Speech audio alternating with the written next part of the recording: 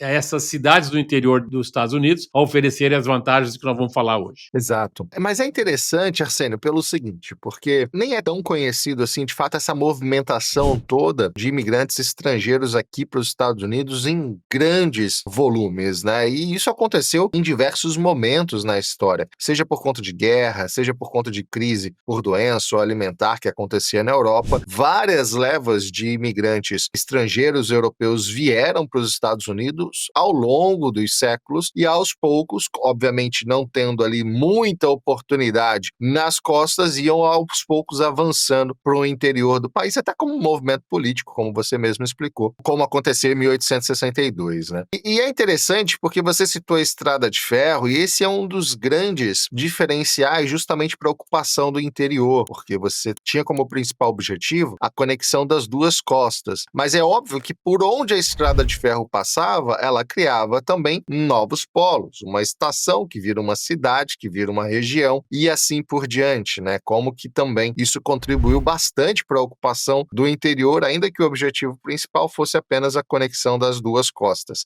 Isso é algo bastante interessante de se pesquisar. Agora, vamos entender um pouquinho melhor justamente esse cenário que a gente vive hoje. De fato, quando a gente pega o meio oeste americano, ainda é muito pouco populado se a gente compara as costas, né? Tá muito concentrado de fato ali vamos colocar aí umas 100 milhas das margens, né, das costas, umas 100 milhas para dentro, tem uma concentração muito grande. Mas quando você olha o meio oeste americano, a gente vê um vazio populacional gigantesco. E são cidades, naturalmente, ainda que cada estado tenha sua capital, uma grande cidade, a grande maioria são cidades muito pequenas que acabam passando justamente por essa questão da desruralização, ou seja, as novas gerações não querem mais viver numa cidade de 5 mil habitantes, 10 mil habitantes e assim por diante. Como que esse cenário se desenhou aí nas últimas décadas? E que cenário que a gente está hoje? Só para completar também, Davi, eu acho que é importante dizer com relação à Estrada de Ferro, e também teve outra vez a inovação tecnológica da época, né? Junto com as estações de trem, que inclusive tem um passeio maravilhoso, que eu já fiz por acaso, que você pode pegar um trem em Washington, D.C. e vai até Los Angeles, passando por cidades importantíssimas como Chicago e passando por toda o que hoje está coberto por estradas, etc. Mas eu falei isso só para colocar uma importância, por exemplo, à medida que o telégrafo foi criado, cada estação de trem nessa costa gigantesca, nesse caminho gigantesco que levava pessoas e cargas de uma costa a outra, passou a ser, na realidade, o prenúncio do e-commerce. Até uma curiosidade, a Sears Roebuck montou em cada uma das estações, porque tinha telégrafo, as pessoas daquela região, daquela estação, faziam os seus pedidos de eletrodoméstico, de vários tecidos, de mobília, e eram passados esses pedidos por telégrafo para a Sears, e o próximo trem, ou quando pudesse, trazia. Olha só que louco, isso nós estamos falando no final do século XIX e início do século XX. É muito interessante ver como que a pujança e o crescimento das inovações levaram a isso. Mas, como nós já sabemos, a concentração demográfica e o preço dos imóveis e tudo isso, as melhores universidades e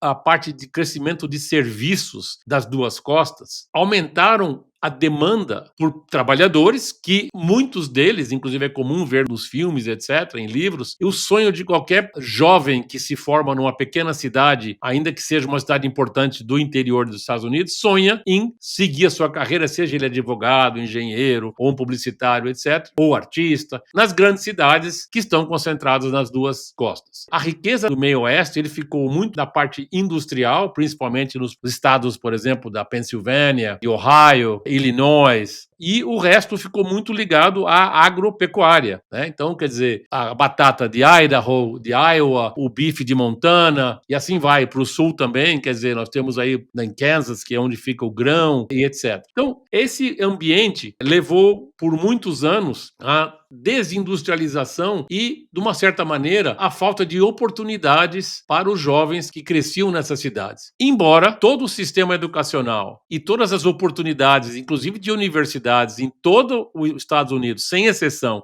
sejam muito semelhantes, as oportunidades de trabalho eram mais limitadas, porque tinham menos empresas, eram mais a parte agropecuária, do modo geral. Então, esse é a realidade que levou, então, a hoje, no dia de hoje, as cidades importantes que precisam de mão de obra a oferecer condições super especiais para atrair mão de obra para essas regiões. E é justamente interessante fazer essa análise com o nível de natalidade mais baixo, ou seja, menos pessoas nascendo, basicamente, não necessariamente um êxodo, mas essa saída constante dos condados mais rurais. A última década, basicamente, foi de diminuição da população real mesmo desses condados, né? Isso pode ser, de fato, um prenúncio bem preocupante para essas cidades e para esses condados, que vê sua população diminuir, quem sabe, num futuro um pouquinho mais distante, até mesmo se extinguir se não tiver nenhum outro atrativo para manter os jovens ali.